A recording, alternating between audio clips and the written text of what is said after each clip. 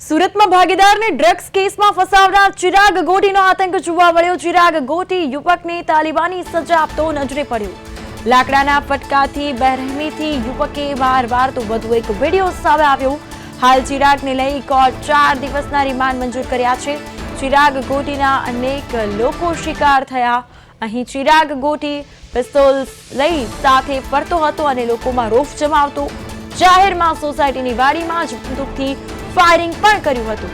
ગણેશ વિસર્જન દરમિયાન જાહેરમાં ફાયરિંગ કરી રોષ જમાવ્યો હતો।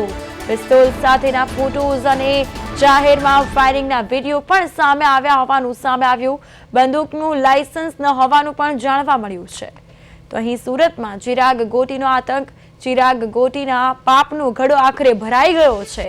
અહીં આજે લાકડીથી યુવકને ફટકાર્યો અને વિડીયો જે છે તે વાયરલ થયો છે।